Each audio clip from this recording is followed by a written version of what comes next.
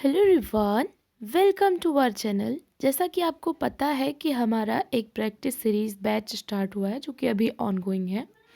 तो उसमें से कुछ क्वेश्चंस मुझे लगे जो कि आप लोगों को जिस पे डाउट था और जो कि एज ए कॉन्सेप्ट आपको समझना बहुत ज़रूरी है, काफ़ी इम्पोर्टेंट कॉन्सेप्ट हैं। तो मैंने सोचा कि एक आपको विथ एक्सप्लेनेशन एक वीडियो आपको प्रोवाइड कराऊं जिसमें मैं जो भी मेन कॉन्सेप्ट हैं जो हमारी क्वेश्चन सीरीज़ के उसमें मैं ये सारे के सारे कवर करवाऊं। तो अभी कुछ क्वेश्चंस को मैंने इसमें सेलेक्ट किया है जो कि कॉन्सेप्ट मुझे लग रहा है कि काफ़ी इम्पॉर्टेंट है एंड आप लोग अगर सर्च करेंगे तो हिंदी में इनसे रिलेटेड मैटर अवेलेबल नहीं है। तो इस वजह से मैंने सोचा कि आप लोगों के लिए थोड़ा सा ईजी हो जाएगा, काफ़ी हेल्पफुल हो जाएगा चीज़ों को करना। तो जैसे ये हमारा पहला क्वेश्चन था, किसने मानव मस्तिष्क में ई प्रायोरी की अवधारणा दी थी। इसका आंसर आप में से बहुत सारे लोगों को पता होगा, बट इस कॉन्सेप्ट को आप में से बहुत सारे लोगों को नहीं पता होगा कि ये कॉन्सेप्ट क्या है। तो सिर्फ हमें रटना नहीं है, मैंने कहा था कि विथ एनालिसिस पढ़ना है आपको। तो कहीं से भी आपको पढ़ना है सर्च करिए या बुक से। तो कुछ कॉन्सेप्ट होते हैं जो कि अगर हम सर्च करें तो इंग्लिश में तो कंटेंट अवेलेबल है बट हिंदी में अवेलेबल नहीं है, तो ये दिक्कत होती है बच्चों के लिए। तो इसीलिए मैंने ये वीडियो बनाई है। तो ई प्रायरी की अवधारणा किसने दी थी? ये जो कॉन्सेप्ट था ये दिया था कॉम्ट ने, ठीक है। ये अगस्त कॉम्ट मत समझ लेना, कॉन्ट लिखा है। कॉन्ट का मतलब होता है इसको ये जो कॉन्सेप्ट है ये संबंधित था प्रत्यक्षवाद की जो सिद्धांत था उससे, लेकिन इसको फेमस किया था इमैनुअल कांट ने। किसने किया था? Immanuel Kant. उन्होंने इस सिद्धांत को फेमस किया था और ये जो थ्योरी थी ये संबंधित किससे थी? तो ये संबंधित थी प्रत्यक्षवाद के सिद्धांत से। अब इसको समझते हैं हम थोड़ा सा कि ये होता क्या है। तो देखो, प्रत्यक्षवाद में जो मान्यता है उसमें वो लोग दो प्रकार के जो नॉलेज का प्रकार है उन्होंने दो प्रकार इसमें डिवाइड कर दिए। इन्होंने कहा एक होता है प्रायोरी नॉलेज, एक होता है पोस्ट प्रायोरी नॉलेज। ठीक है, कितने प्रकार बताए? दो प्रकार बताए। पहला होता है प्रायोरी नॉलेज, ओके, और दूसरा होता है पोस्ट प्रायोरी। तो पहले हम प्रायोरी को समझेंगे। तो प्रायोरी नॉलेज का मतलब होता है एक ऐसा ज्ञान जो कि हमने अनुभव नहीं किया है, जो कि अनुभव से स्वतंत्र है, अनुभव से पहले का नॉलेज। मतलब कोई भी हमारी मान्यता हो सकती है कुछ भी, तो उसमें हमने अभी फील नहीं किया है, हमने खुद अनुभव नहीं किया है कि ये सत्य है या असत्य है।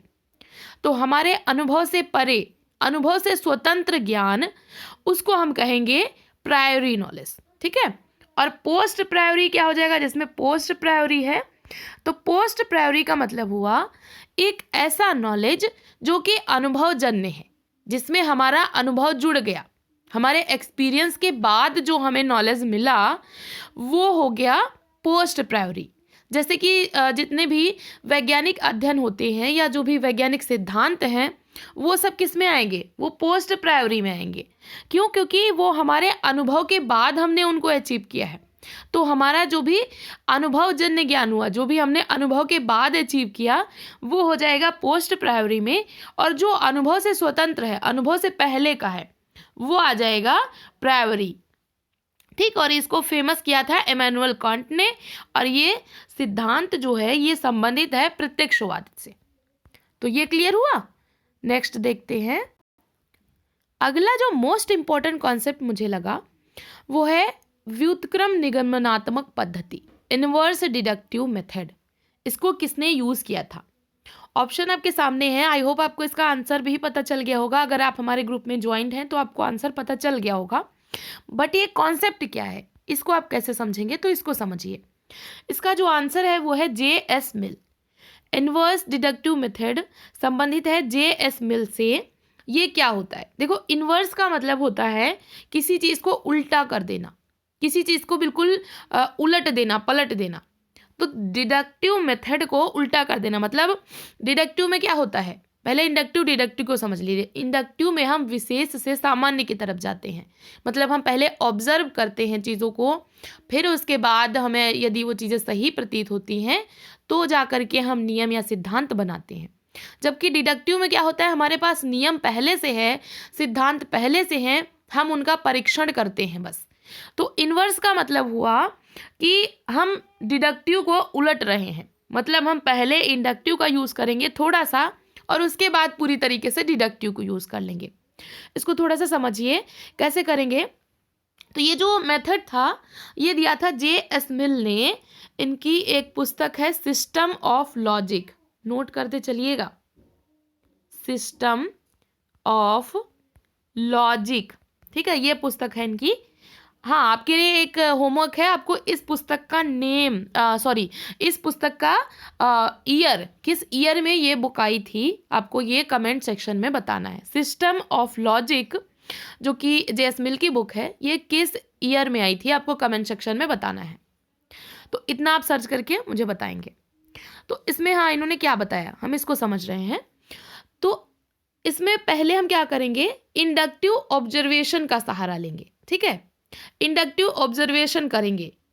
ये जो इन्वर्स डिडक्टिव मेथड है ये मानता है कि हम इंडक्टिव ऑब्जर्वेशन के द्वारा सबसे पहले ये देखने की कोशिश करते हैं कि जो समाज है, इसके जो तत्व हैं, जो इसकी इकाइयां हैं, इनके बीच में सहसंबंध है या नहीं है। समाज की इकाइयां क्या हैं? समाज में विवाह है, परिवार है, अर्थव्यवस्था है, शिक्षा है, संस्कृति है, ये सब समाज की इकाइयां हैं। तो इसमें हम सबसे पहले क्या करेंगे, ऑब्जर्वेशन करेंगे, तुलनात्मक विधि के द्वारा हम ऑब्जर्वेशन करेंगे, तुलना करेंगे, कंपेयर करेंगे कि इनके बीच में संबंध है या नहीं। तो सबसे पहले हम इंडक्टिव का यूज कर लिए, इंडक्टिव ऑब्जर्वेशन करेंगे तुलनात्मक विधि के द्वारा।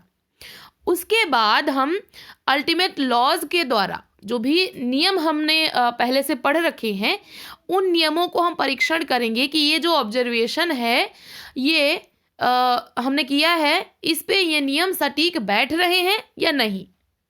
तो इसमें हम सबसे पहले क्या करेंगे, एक्सपेरिमेंट, फिर ऑब्जर्वेशन और उसके बाद कंक्लूजन। ठीक, इसको थोड़ा एग्जाम्पल के साथ में मैं समझाती हूँ तो आपको ज़्यादा समझ आएगा। देखो, सपोज समाज की इकाइयाँ हैं, विवाह है, परिवार है, शिक्षा है, अर्थव्यवस्था है, संस्कृति है, ये सब समाज की इकाइयाँ हैं। तो पहले हम क्या करेंगे, इनके बीच में सहसंबंध ढूंढेंगे। ठीक है, सहसंबंध ढूंढने की कोशिश करें कि ये संबंधित हैं या नहीं है। सहसंबंध ढूंढा, उसके बाद हम इनके बीच में इनको क्रमानुसार लगाने की कोशिश करेंगे, सीक्वेंस क्या है, किस तरीके से संबंधित है। फिर जब हमको ये सब भी पता चल गया कि सहसंबंधित हैं या नहीं है, क्रम भी पता चल गया, तब हम ये देखने की कोशिश करेंगे कि जो हमारे पास पहले से नियम है, अब जैसे हमारा वेबर का नियम है कि जब विचारों में परिवर्तन होगा तो अर्थव्यवस्था परिवर्तित हो जाएगी, तब हम उस नियम का परीक्षण करना कोशिश करेंगे। तो हमारे पास जो अल्टीमेट लॉ है उनका हम फिर परीक्षण करेंगे और फिर उसके बाद जो भी कंक्लूजन निकलेगा वो हमारा लास्ट कंक्लूजन होगा। तो इस तरीके से हम इसमें अध्ययन करते हैं। ठीक है, तो ये है इनवर्स डिडक्टिव मेथड, दिया था J.S. मिल ने सिस्टम ऑफ लॉजिक पुस्तक में। ये समझ आ गया? अगला देखते हैं। अगला कॉन्सेप्ट है एथनोलॉजी। एथनोलॉजी क्या होता है? तो एथनोलॉजी, इसका आंसर आपको पता चल गया होगा अगर आप हमारे प्रैक्टिस सीरीज में ज्वाइंट हैं। तो इसका राइट आंसर है दो संस्कृतियों का तुलनात्मक अध्ययन। ठीक है, एथनोलॉजी मेनली क्या करता है कि दो जो कल्चर होते हैं उनको कंपेयर करता है, उनको कंपेरेटिवली अध्ययन करने की कोशिश करता है और फिर उसे कई बारी बहुत ही नई नई चीज़ें निकल करके सामने आती हैं, नए नए तथ्य निकल करके सामने आते हैं। तो संस्कृतियों का तुलनात्मक अध्ययन करने वाली शाखा, उसको हम कहते हैं एथनोलॉजी। ठीक है, नेक्स्ट है तत्व मीमांसा। तत्व मीमांसा क्या होती है? ठीक है, तत्व मीमांसा को थोड़ा सा समझते हैं। तो तत्व मीमांसा एक ऐसी शाखा है ज्ञान की जो कि पता करने की कोशिश करती है कि किसी भी ज्ञान की शाखा में रियलिटी क्या है। हम वास्तविकता को जानने की कोशिश करते हैं और किस तरीके से जानने की कोशिश करते हैं, तो हम उसमें देखने की कोशिश करते हैं मन और पदार्थ के बीच संबंध, हमारा माइंड और जो मैटर है उसके बीच में क्या रिलेशन है, उसको ढूंढने की कोशिश करते हैं, उसको रिलेशन को ढूंढ करके हम रियलिटी तक पहुंचने की कोशिश करते हैं, वास्तविकता तक पहुंचने की कोशिश करते हैं। तो किसी भी ज्ञान की शाखा की वास्तविकता का अध्ययन करने वाली जो भी विज्ञान है उसको बोलेंगे हम तत्व मीमांसा, कि वास्तविक तत्व क्या है, किस तरीके से हमारा मन और पदार्थ के बीच में संबंध है और इसके द्वारा हम वास्तविकता तक पहुंचने की कोशिश करते हैं। तो इसका जो राइट आंसर है वो है कि वो सब जिसे आप अपने आसपास देखते हैं। मतलब कि रियलिटी में क्या है, हमारा मन और हमारा पदार्थ ये किस तरीके से संबंधित हैं, इसकी रियलिटी को हम ढूंढने की कोशिश करते हैं। इसके दो भाग होते हैं, एक होता है कॉस्मोलॉजी और दूसरा होता है ऑन्टोलॉजी। ठीक है, तो ये कुछ क्वेश्चन थे जो मुझे लगा कि काफ़ी इम्पोर्टेंट है एंड आप लोगों के साथ में इसका एक्सप्लेनेशन शेयर करना चाहिए। आई होप आपको ये वीडियो पसंद आई होगी। अगर आप हमारे इस प्रैक्टिस सीरीज़ ग्रुप के साथ में जुड़ना चाहते हैं, क्योंकि बहुत ही अच्छे अच्छे क्वेश्चंस आपको यहाँ पे मिलने वाले हैं, बहुत ही न्यू न्यू कॉन्सेप्ट को आप जान पाएंगे विथ एनालिसिस। अगर आप पढ़ाई करेंगे तो बहुत ही हेल्प होने वाली है आपके अपकमिंग एग्जाम्स को लेकर के। तो अभी हम लोग रिसर्च के क्वेश्चंस को सॉल्व कर रहे हैं, धीरे धीरे टॉपिक वाइज हम लोग क्वेश्चंस को सॉल्व करेंगे। तो अगर आप इस ग्रुप के साथ में जुड़ना चाहते हैं तो डिस्क्रिप्शन बॉक्स में जो पेमेंट करने का लिंक है वो डिस्क्रिप्शन बॉक्स में दिया हुआ है, वहाँ से आप पेमेंट कर सकते हैं। आपको एक जो पेमेंट रिसिप्ट है वो आपको मेल पे मिल जाएगी, साथ में आपको मेल पे लिंक मिल जाएगा ग्रुप का, और वहाँ से आप ग्रुप में ज्वाइन हो सकते हैं, अपनी प्रिपरेशन को बूस्ट अप कर सकते हैं। तो ऐसे ही अच्छे से पढ़ते रहिए, अपने गोल की तरफ आगे बढ़ते रहिए। वीडियो देखने के लिए थैंक यू सो मच।